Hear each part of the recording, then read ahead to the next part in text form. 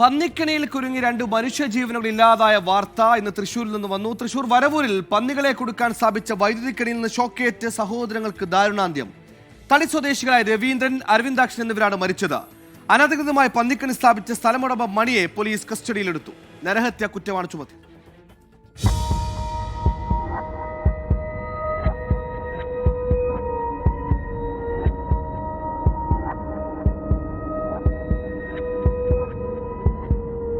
കാട്ടുപന്നിയെ വേട്ടയാടുന്നതിനൊരുക്കിയ വൈദ്യുതിക്കണിയിൽപ്പെട്ടാണ് രവീന്ദ്രനും അരവിന്ദാക്ഷനും ജീവൻ നഷ്ടമായതെന്നാണ് പോലീസിന്റെ കണ്ടെത്തൽ.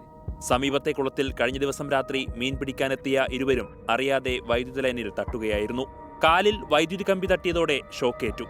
വലിയ രീതിയിൽ വൈദ്യുത പ്രസരണമുള്ള ലൈനുകളാണ് പന്നിക്കായി സ്ഥാപിച്ചിരുന്നത്. കെണിയിൽപ്പെട്ട് ഒരു കാട്ടുപന്നിയും ചത്തു. മൃതദേഹം കണ്ടെത്തിയതിന് സമീപത്തു നിന്നും ടോർച്ചും ഇവർ പിടിച്ച മീനും കണ്ടെത്തി. അനധികൃതമായി വൈദ്യുതക്കണി ഒരുക്കിയതിന് ബന്ധുകൂടിയായ സ്ഥലമുടമ മണിക്കെതിരെ നരഹത്യാ കുറ്റമടക്കം ചുമത്തി കേസെടുക്കാനുള്ള നീക്കത്തിലാണ് പോലീസ്. 24 തൃശൂർ.